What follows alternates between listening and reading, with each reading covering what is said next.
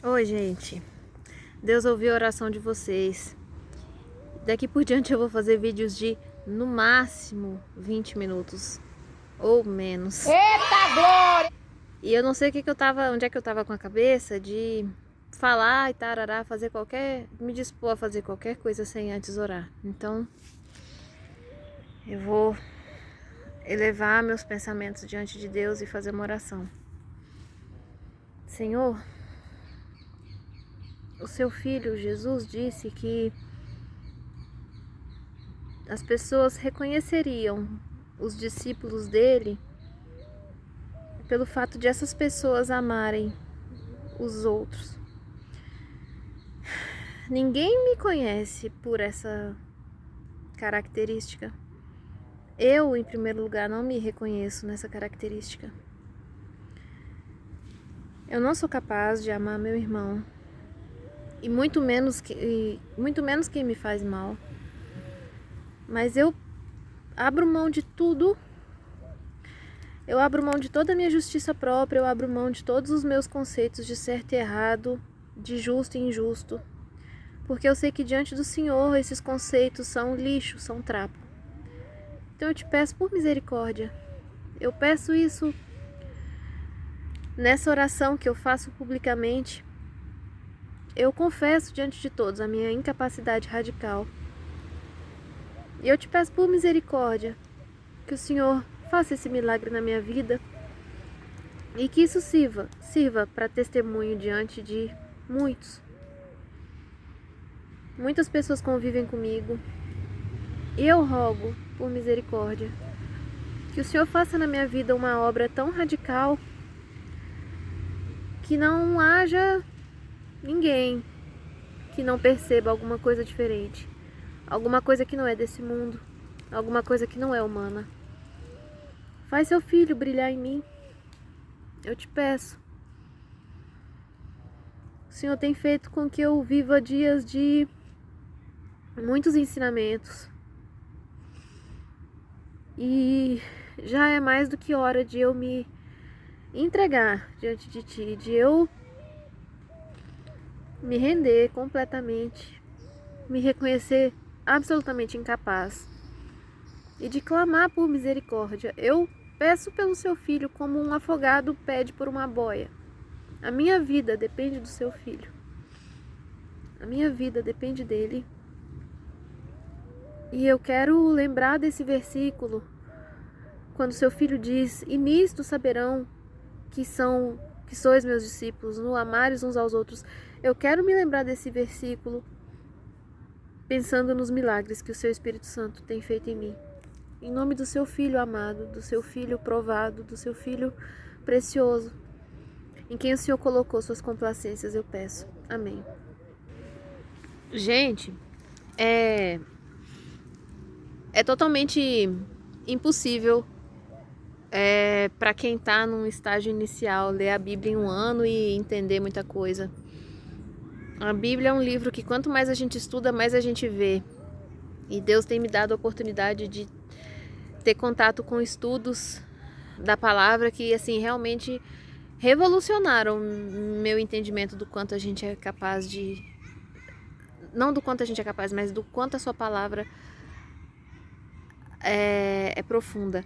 Então, eu vou seguir fazendo a leitura da Bíblia em um ano, né? Seguindo aquele plano que está na descrição do dia 1. Entretanto, eu acho que é mais construtivo eu diariamente dispor de 15 minutos, 20, para eu compartilhar com vocês o suprassumo do que me foi concedido ver.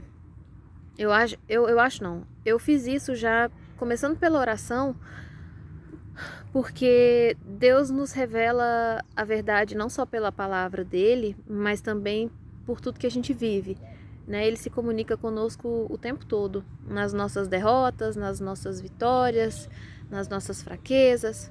Então, realmente, o que estava gritando assim no meu coração era realmente essa oração. O versículo, eu vou escolher um versículo para dividir com vocês, que é Mateus capítulo 4, versículo 19. Jesus disse: Vinde após mim, e eu vos farei pescadores de homens. Se a gente vai após Jesus, seguindo os caminhos dele, ele faz da gente um obreiro, um instrumento dele, que vai atuar em favor do reino dele, após uma transformação radical. Jesus nos concede tudo o que ele próprio tem. Ele não nos nega nada. Isso é absolutamente maravilhoso. Ele não nos nega nenhum aspecto da santidade dele. Muito pelo contrário, o que ele conquistou na cruz foi justamente isso para nós. A Bíblia mostra como quem crê no Espírito Santo, a palavra de Deus nos ensina que é para a gente fazer a obra de Cristo na terra. Não é esperado nada menos do que isso. Eu me preocupo muito com o versículo da palavra em que Jesus diz que muitos irão até ele no dia final, e vão dizer: Senhor, mas a gente não fez um monte de milagre, no seu nome não fizemos maravilhas, expulsamos demônios. Jesus diz assim: e eu vos direi explicitamente, porque o que Jesus fala às claras, né? Apartai-vos de mim, vós que praticais a iniquidade, nunca vos conheci. Então, a certeza de um relacionamento com Cristo é uma coisa perigosa, assim.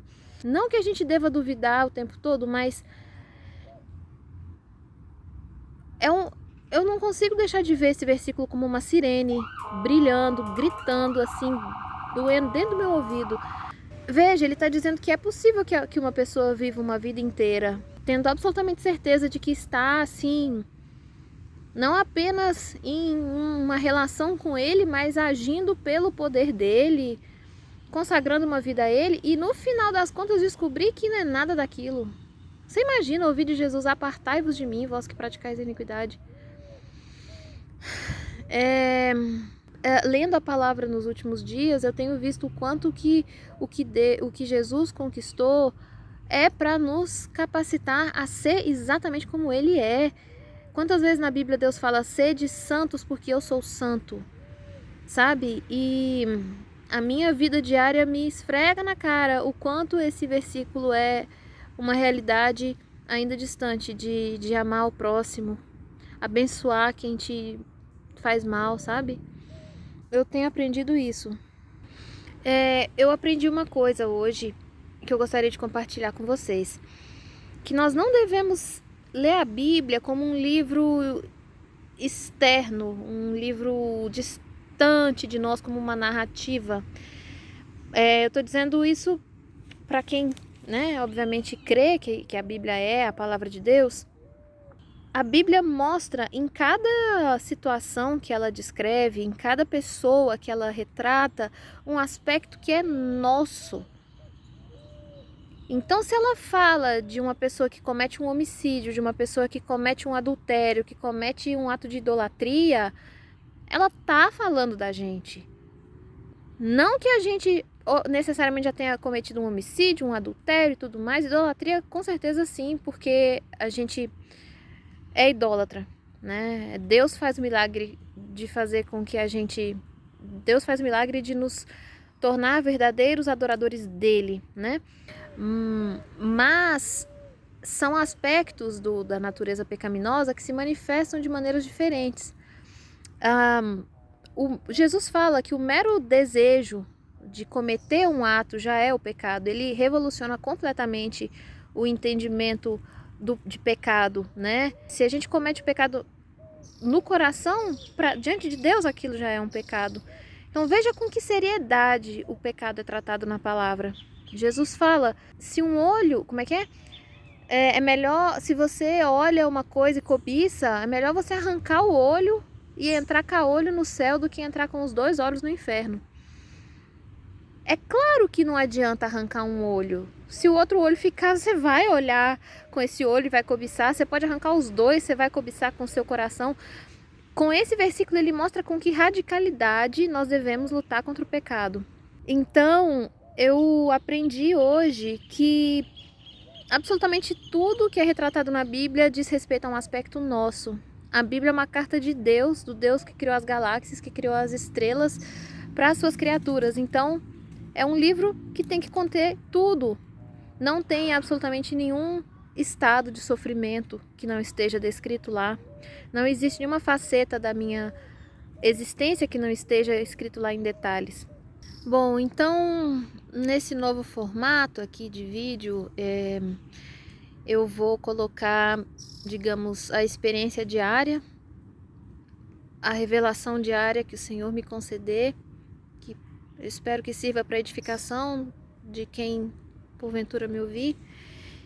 E eu digo, né, que hoje realmente a minha vivência é da radical impossibilidade de agir como ele disse que os discípulos dele agiriam, a não ser que ele realize um milagre realmente. Então eu agradeço a Deus por estar estudando a palavra dele. João já adiantou, né, que a gente vai morrer em pecado. Não adianta ninguém pensar que deixou de pecar. Isso não existe, não existe. Nós vamos morrer pecando. Nesse mundo aqui não existe separação do pecado, né? A gente vai pecar sempre. E me deixa muito alarmada a minha condição. Muitos versículos da Bíblia me causam também alarme. Entretanto, com esse versículo de Mateus, vinde após mim e eu vos farei pescadores de homens, eu penso na obra que o Senhor Jesus é capaz de realizar. Aliás, ele veio especificamente para esse propósito. E eu declaro publicamente que eu preciso dessa obra na minha vida, é o que eu mais desejo, é a atividade a qual eu quero dedicar o que eu tenho, assim, recursos para ler, para estudar, crer, né? E uma leitura da palavra que, mesmo quando não venha com entendimento, eu peço a Deus para que a palavra entre no meu coração e já comece a fazer efeito, né? Na palavra, nas Bíblias, nós temos vários exemplos. A pessoa às vezes não entende exatamente o que está acontecendo, mas ela obedece e o milagre acontece. Então, essa mensagem que eu gostaria de deixar hoje é ao mesmo tempo de quem se encontra assim alarmada, pesarosa ao ver a dureza da minha condição, mas ao mesmo tempo uma mensagem de esperança, uma mensagem de fé, uma mensagem de uma pessoa que vê o que o Senhor Jesus oferece e fala: eu preciso disso. Como eu preciso disso? Eu preciso desesperadamente disso. E a Bíblia é muito clara ao dizer que a obra que foi começada pelo Senhor Deus, Ele vai fazer até o final. Ele não vai me deixar só. Então eu deixo essa mensagem de esperança para todo mundo, que pela graça de Deus, também esse é um presente de Deus, a gente vê o tamanho do nosso pecado, da nossa dificuldade. Deus não nos deixa sós. Ele não abandona a obra que Ele começa. Ele vai até o final, para a honra e glória do nome dele. É isso.